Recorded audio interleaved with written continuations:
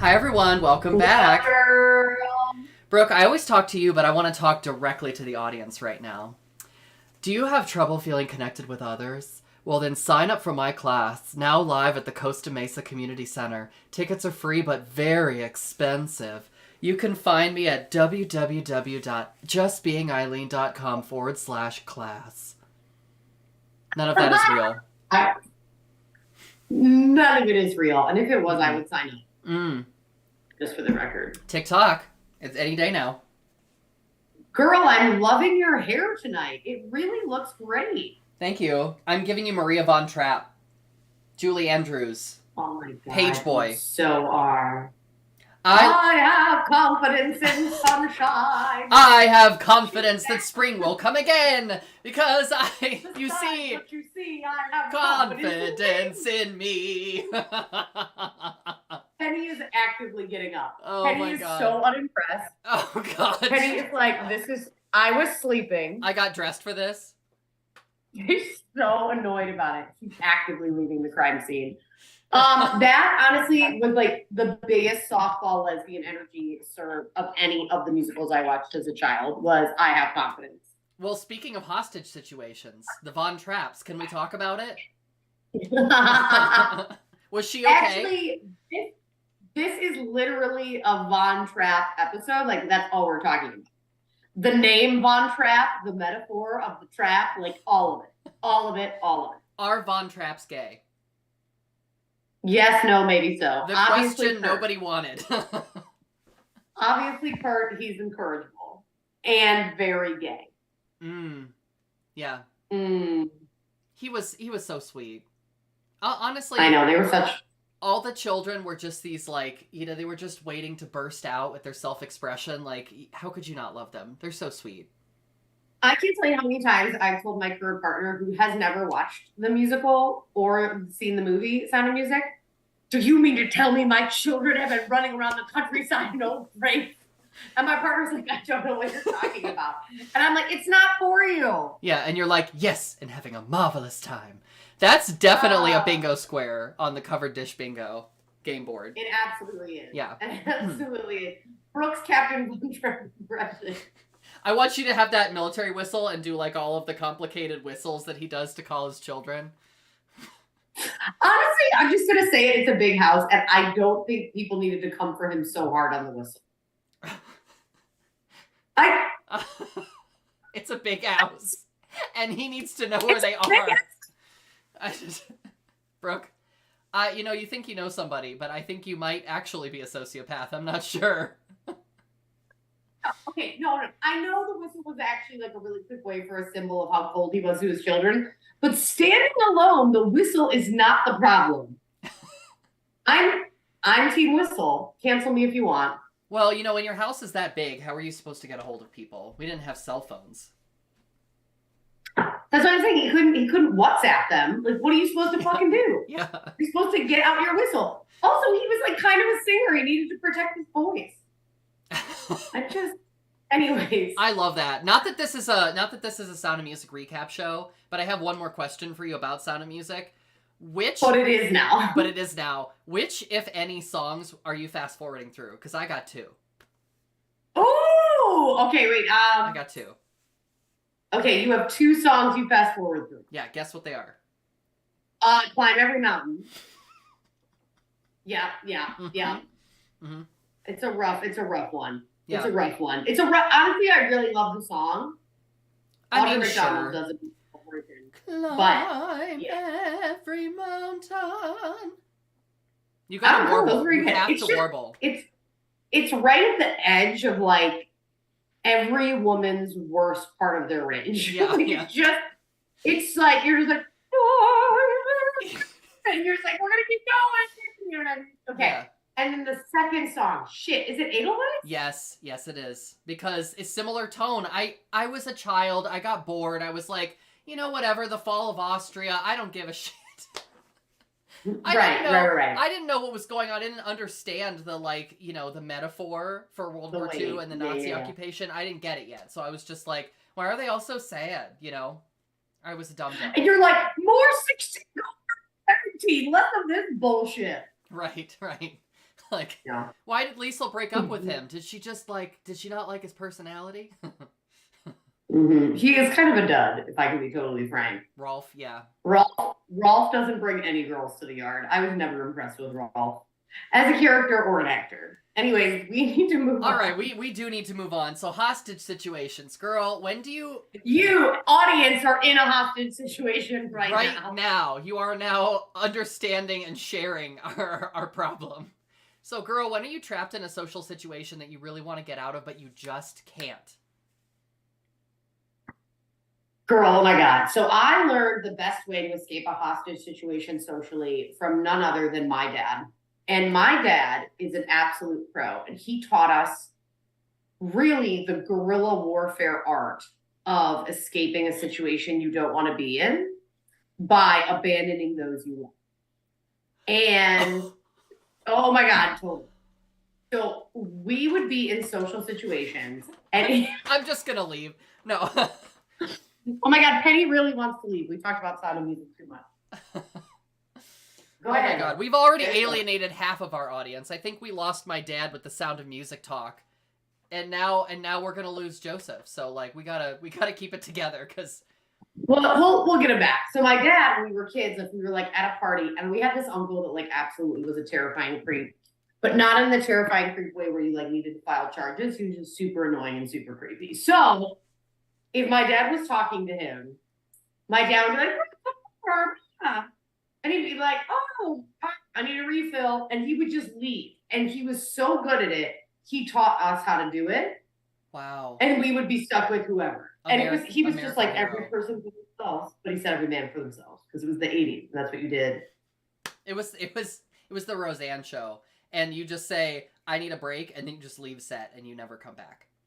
Topicalreferences.com. Yeah, we're very relevant. Yeah. How about you, girl? What do you do to escape how do you escape a hostage situation where you know socially where you can leave? Because we all know we've been in situations, i.e. backstage at shows where you cannot leave.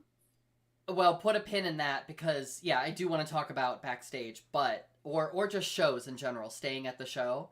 But I want to talk about girl. Now this is digging back into the past a little bit. Have you ever waited for the sex to be over? Have you ever had to wait for the sex to be over? Yeah. Is that I've had sex. Yeah, I've had sex with men. So yeah. Because that took me a half second, and then my brain like caught on to that. You're not wrong. You're not wrong. Yeah, I mean, it's like I said, it's digging back into the past, but like it's a horrific confluence of lack of self-confidence and feeling like, you know, when you're socialized female, you feel like you gotta just for your own safety, you gotta make sure that the feelings of men are okay in a situation, and that's more important 100%. Than your feelings. So like 100%. So you might be miserable, but you're like, yeah, let's keep going, you know, because you're just terrified that if you say no in a given point and you don't know enough about that person. Like, I'm talking about situations where you have a one-night stand or you meet somebody on the internet and you know them just a little bit, because, like, I was always like, right. Tell me your name. Tell me the names of your pets. Like, I need some really basic information in order to proceed. But after that, you get in a situation where it's not that. It's a point of no return, but it feels like it. So. Right. And I think that's the other thing, right? Like, the other piece of that, to your point, is kind of like, when you're in a social situation, sexual or not, and you just kind of put your own feelings on hold. It's its own hostage situation, right? When you put the needs of others before self. Oh my gosh, yeah. I was with a guy when I was 18 or 19, and I just, like, I don't know what it was that in that time period I was more interested in sort of the fact that an older man was attracted to me, and it didn't matter that it was because I was a younger man, I guess, like a younger male identified person. Yeah, I was a twink. Let's call it what it is. Like, that was exciting to a certain extent, but then when theory moves to practice, it's like, why did I choose this? How did we get here? Right. And again, it's like you're more focused on your attraction to him than his to you. Actually, right? I'm more focused on his attraction to me than I am on my attraction to him. Yeah. Because it's exciting to be desired. It's desirable to be desired. But when your self-esteem is so low, we talked, I think, last time or the time before about dumpster diving for validation. This is absolutely one of those. This is one of those moments where you're clawing in the dumpster like a raccoon and you're like, oh my gosh, they think I'm pretty. And it's, you know full well. Right. It's because you fulfill a specific, like, thing. You are younger than them. And that's why. Because you fill theirs. Right. Like, you fill their need for validation because you're younger. Mm-hmm. And meanwhile, I'm like, my price of admission is just like, you like me, you know? Well, right, because you're also like a child. You know what I mean? Like, you're young and you don't know anything, if anything, better. You know? Yeah. Anyway, it's not a child, but you know what I'm saying. I mean, you know, like, I didn't know what I was doing. We can say that, you know? But you move on, you learn lessons, and I, like, those experiences definitely informed the yes and the no, the parameters around my yes and my no now. And I feel like I can have really great conversations with other people about, you know, should anyone open up to me about a situation like that, I'm like, yeah, let me tell you what I've been through. And let's talk about how you might get to a place where you feel like you can't say no, but you still can. You can still say no. Right. And then it's like an explicit conversation instead of like a series of assumptions. Yeah. Because sometimes you gotta front load that at the beginning, even before anything starts. You gotta be like, look, at any point, like, this is, you know, I'm willing to do this, but also, like, I'm still, like, nervous, and I at any point, like, I might just say, like, no, we need to stop, and I need to feel like you're gonna respect that. You know, I think there's also, like, a queer language, like, there's more comfortability in the queer community around that because we usually have to have those conversations more. Mm-hmm. Like, trans and queer and gay folks need to have those conversations way more. Trans folks more than probably most everyone else. I saw this video my friend posted, and it was like how to have sex and love a trans man, and it was like, well, do exactly what you should be doing with everyone else, which is like ask them what they're into and ask them what they like. Like, this is not great. This is not. If it's new for you, then you have been doing this wrong. Right. And like queer folks have more of a fluency in that space because we've always had to. But I think there's also just this incredible insecurity. Like, you do want to be in a situation that we've seen in the movies and we see in porn where folks just go with it. And there's just this natural thing that you're supposed to know what to move to next and how, you know, and when everything happens. Yeah. And that's not reality. Like, reality is not scripted. No. I've said this on the dish before. I'm such, like, everyone comes out to me, and especially the folks who come out later in life, that's one of the biggest adjustments, because they're already coming to kind of like their sexual comfortability, and then they come out as queer and they start engaging in queer, like, sexual interactions. They are like, how do I know what to do? Like, they're crippled. And I'm like, you know what's so crazy is, like, you didn't know what to do before, and frankly, you've probably done things and experience things that you didn't want to do in heterosexual or heteronormative sex. And now you're realizing, like, join us in our liberation. Join us in our, like, that's all it is. And all it is talking in advance. Or sometimes during and after. All three. Before, during, and out. Yeah, Ghost of Christmas Past, Present, and Future. Yes. But it's strategy, right? It's talking, but it's also more than just talking, because it's strategic, and that takes, like, training and education, and it's so lacking. Because in sex class, like sex ed class, we're talking about, like, genitalia for straight people, right? If that. You might just be getting abstinence. If that. Yeah. And we're not talking about how to proceed confidently with conversations of consent, how to say no, how to do aftercare. All I saw was those, like, transparencies of organs. You remember transparencies? I do. You just, like... Yeah, dry erase markers. Yeah. Yeah, that was all they could agree on. And then the rest of... So we had sex ed in, like, 7th grade, and they only showed us that. And then the rest of the year, we watched original episodes of The Twilight Zone in the sex ed period. Wow. I'm not joking. Wow. Like, my kinks are so weird. The curriculum ended. I'm just early. like, we're done. I'm just like, step on my glasses. You know what I mean? Really specific Twilight Zone kinks. That's you know what? If someone doesn't step on my glasses, I can't come. Yeah. I have step on my glasses.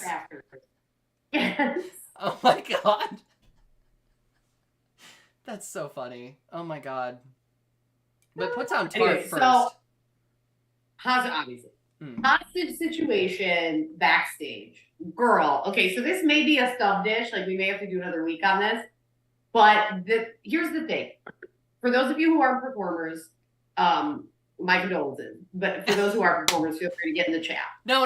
If you're not performers, like, good for you. Don't do it. Yeah, congrats. Yeah, don't do it. Congrats. But like getting to a show at like 4 p.m. and leaving at 2 a.m., like leaving your house and like getting there and being like, well, I have my snacks and I have my shit. And well, for Eileen, she has like 3 ottomans and a fucking fireplace. She always has so much fucking furniture in her numbers. And then you have to spend 8 hours with the cast. Yeah. And I'm like, does anyone have an upholstery gun? Like, do I have to do this myself? You know what I mean? Like, am I going to reupholster my own settee? It's crazy.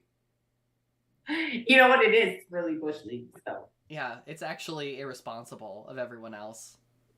We've been trapped backstage with some dudes. Oh my gosh. Okay, girl. So obviously we're not going to name any names on the dish, but like I have been backstage with legendary burlesque performers that were having a magnum of champagne to themselves and not sharing, and then actively judging everyone else because they're a big deal and they're on the like national festival circuit. And it's just like, how for big what? is a magnum? Girl, it's like one of those display bottles. You know what I mean?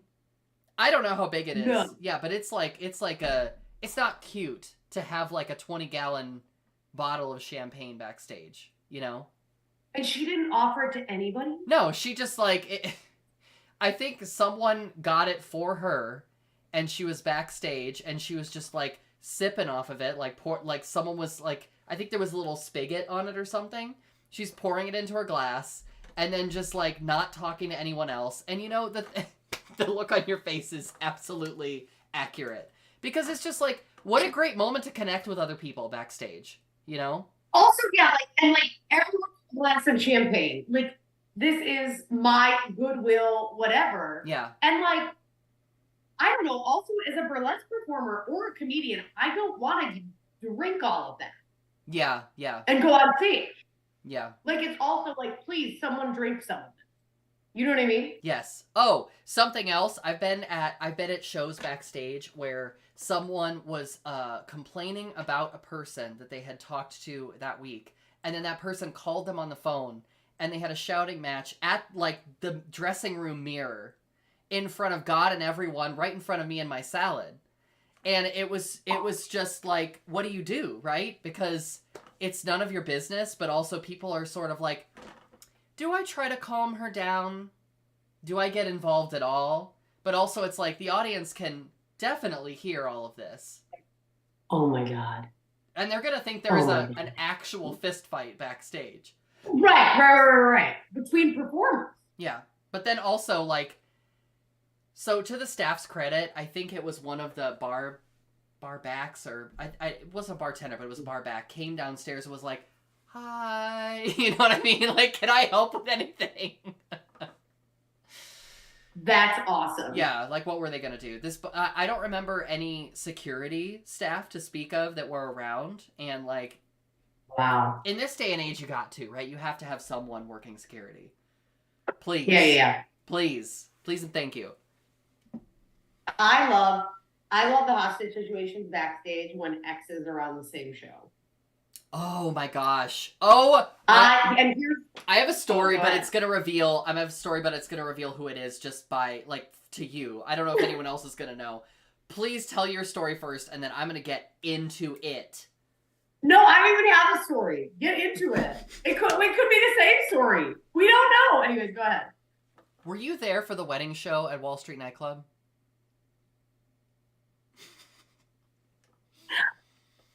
Not only was I there for the wedding show, My ex was the best man in the wedding show. Oh my So God, we gotta that's zoom right. all the way back. So a wedding show, just to like give everyone For those of you who may not know, is when oh my God, performers yeah, have a wedding and then are like, you know what's a good idea? You know what I should do? I should have a show that's also a wedding. and I should make all my Wedding performer show. friends plan it for me. So, Obviously, like a wedding. yeah, so I'm gonna go ahead and just put the idea out there and just assume everyone's gonna do it. So, Of course. so we put together a wedding show, and the newlyweds, the brides to be, were there, and they were on stage, and we were like in pews, facing the audience, with a performance of a wedding, like walking down the middle aisle, like saying vows in front of officiant and all of this stuff. This is all fine. I want, this is just to set the stage. This is all fine.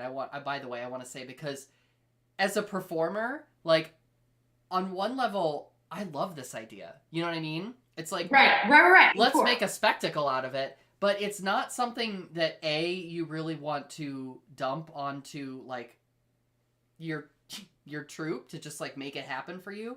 And the other thing is, you want to be pretty confident that the person you're marrying is not going to bring the person that they are actively sleeping with to the wedding show, which is what happened. And girl, pause for the truth, because it was so obvious. Really? It was so obvious because people were talking to me about, it started with, I can't believe she did that. And I was a naive little like 22-year-old me, was like, what's going on? You know, I didn't have any idea. And then come to find out that the colleague that became the mistress of one of the people getting married was invited to the wedding show. And then this person was like spending time to sneak away and be with this person. It was just bad. It was bad. You know, maybe don't do that.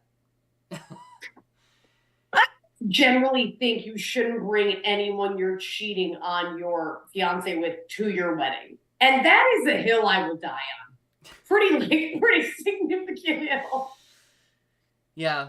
And you don't think you need to say it. So when the person was invited, were they already sleeping together? Or was it like one of those things where it's like, hey, we're all friends, come, and then you like started sleeping together and then you didn't know to like take it back? No, it wasn't like we had winked at each other at work and then we found each other in the cloakroom. It was like, this was planned. Yeah. I mean, I don't believe in murder, but maybe. It was the most glamorous and spectacular mess I think I've ever seen. Oh yeah. It was rough. Yeah. But it was rough. I like when exes are backstage. I love when exes are backstage and they do like nice offs. What is that? So a nice off is when you walk into a room and your ex is there and the room is about yay thin. And there's mirrors and people and little pagoda sit-up places to do your makeup. And all this bullshit. Mm-hmm. There's no space, right? You're going to be in their earshot the whole night. Yes. So you come in and you act like you act like you have confidence. You act like Maria, the nun. Yeah. You're just like, oh my God, I'm confident. And you just are insane. And you're like, so nice. And you're kissing already. And you're like, oh, hi, oh my God. And you like try to out-charm each other. Yes. You know what I'm saying? I do now know what you're saying, yes. And it's just like, and like as the recipient, you're like, we're not friends. Mm. Like we have never been friends, right? But like the outshine Olympics it's so exhausting. And then you were in it for like 3 hours backstage in a space this wide. Girl, I've done that running into one of your exes. I've had a nice off with one of your exes because we ran into each other and it was like in a public place where it was like, well, what do you do? We have to acknowledge each other.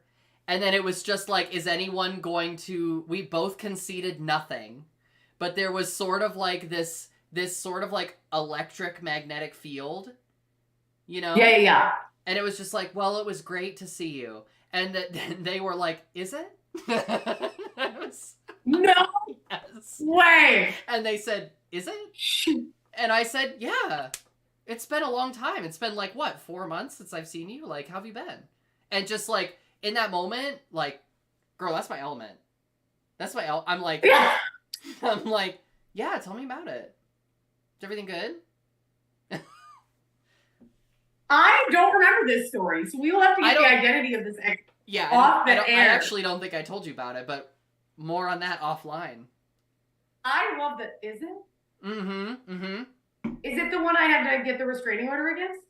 I mean, I can neither confirm nor deny the identity of persons involved, but I will say that both of us left that interaction unscathed, and not that it's a competition, but I won.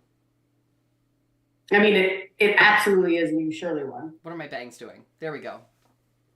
I don't know. I don't know what my hair is doing either. We're all just living in this world. Girl, look, this is the short north zip code. Oh, 43201. Represent. Because that's where I will be next week, Columbus. If you want to see me, I have a 6 o'clock show and an 8:30 show. I think the 8:30 is sold out. So if you don't have your tickets, get it. There might be a couple left. The 6 still has a few. I have a show at Lawbird. Stand up from the waist up. Absolutely. So absolutely come through. It's going to be a super blast. Love it. We love to see it. Girl, I'll see you. I'll see you on, I think it's Thursday night for the late show. Yeah, because I feel like it's reasonable. It's like 6 and 8:30. So if you want to come for happy hour, come at 6. And then if you want to do... I love that the late show is listed at 8:30. And like in my world, I'm like, listen, that is... Oh, I know. The late show starts at midnight. So I can't even. I chose the right craft. Yeah.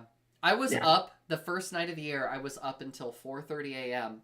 And I was like, I don't know what incantation I had to say to have the energy to be up at that hour. But like, if I could just wrap that up, you know, in a little satchel or maybe an incense bundle, a scented candle, like whatever, however you take your, you know, like an essential oil. If I could just have that with me and just get it together for a late night show, I would. Because now, talk about hostage situation. I'm like, I want to go home.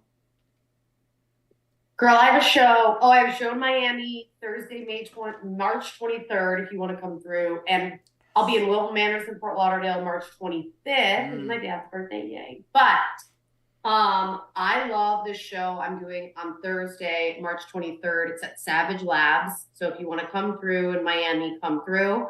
It's at 8 and it ends at 9:30. Sensual. Sensual ending time. Because it's actually a really cool, like, multi-stage bar space. So they have music. So it's like, oh my God, you can stay and listen to the band, or I could leave and be done. Yeah. At 9:30. Oh my God, no notes. That is microdermabrasion, advanced chemical peel, like stage 4 massage package. And I like forgot, Stage and I messaged 4. the producer. I'm like, remind me of the. I don't know what the fuck I was. That is a salt wall of healing. Yeah. You have 2 weeks after that massage, and then you die. You die. I messaged the producer, and I'm like, hey, remind me the time of the show again. And he's like, I was like, is it 8? Is it 9? He's like, oh, it's 8, and we're done by 9:30. And I'm like, oh, it's just kidding. It was amazing. Yeah. I know. Yeah. The only thing longer than a burlesque show, the 2 things longer than a burlesque show, I warn you all right? First, a variety show. Any variety.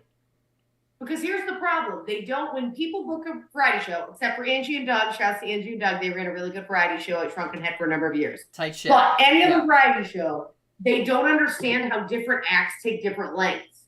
So they're just like 3 minutes per act. And it's like, that's not how variety shows work. You need to think about it. And the second show that will literally kill you is a pageant.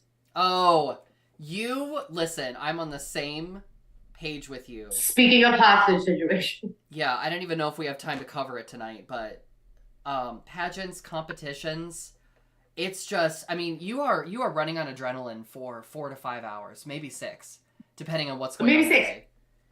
Maybe 6. Yeah.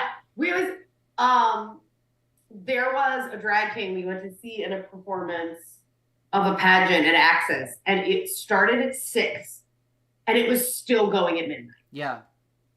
And we were in the front row, and there's nothing you can do.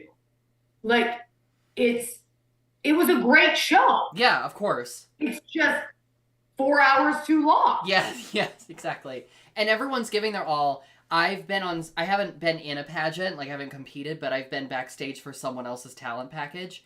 And the energy is just like, I already have problems feeling in the way. Like that's how my waspy like issues manifest. And so when you're backstage and people are like desperately trying to find their garment steamer and setting up an ironing board so that they can like steam out their garment, like, and you are anywhere near to their space, but you still have to get changed, like, stop the ride, I want to get off. You know what I mean? Like, it's not great. It's scary. So, so you were like a backup dancer? Yeah, yeah. That's how Panache a Trois started. I didn't know that. Yeah, we were, so, Pandora was competing for Miss Gay Ohio Femme, and she won. And she won. She won Miss Gay Ohio Femme. And me and Cherie were part of her talent package, and we were like, that's fun. Let's work together more often. So that's how it started. Oh, I love that for you. Yeah. Well, dear viewers, we are at time. We did spend the first 6 minutes talking about Sound of Music. You're welcome. Yeah. But we made up for it. We certainly made up for it. We will be back next week, and it will be a special birthday episode for one Miss Galvin. Birthday. Moi? Sacre bleu. That's right, ladies and gentlemen. I'm turning 29. I love that for you. Yeah, no, I'm not. We will be celebrating. We don't have a topic yet, girl. Any birthday wishes on the topic? Let me ruminate. Let me noodle on that for a little bit because I want to pick a really good one. I want to pick something. Yeah, I feel like you're gonna pick like brooches or something. You know, something so you. I would, but like that's just for me. And for a birthday, I feel like I want to put myself like in the chair above the dunking tank. You know what I mean? Like yes. I want to just give you a little bit of, you know, like I want to bear it all for the audience because I love you and I care about you and I want to give you what you want. Oh man. All right. We'll have to think about it. Well, dear viewers, if you have any ideas for Eileen Galvin, what's turning out to be a birthday roast from what she wants, let us know. I did say that, didn't I? I'm like, the regret is starting to creep in. But I did say that. All right, Caddy and Salt, about my best friend. Listen, 12 years after transition, you grow, your skin gets a little thicker, so, like, bring it on. Whatever. No, you know what I love, actually? I think it would be really fun to do. And, what? I forget who ran these shows in Columbus. They were compliment battles instead of roast battles. Oh, my God, I love that. That's fantastic. And I'm like, we're going to do that. I love you. I love all our viewers. Thank you for tuning in. We will see you next Tuesday and every Tuesday and sometimes some Thursdays on Covered Dish. Yeah, pretty much whenever we feel like it. See you next time. Bye.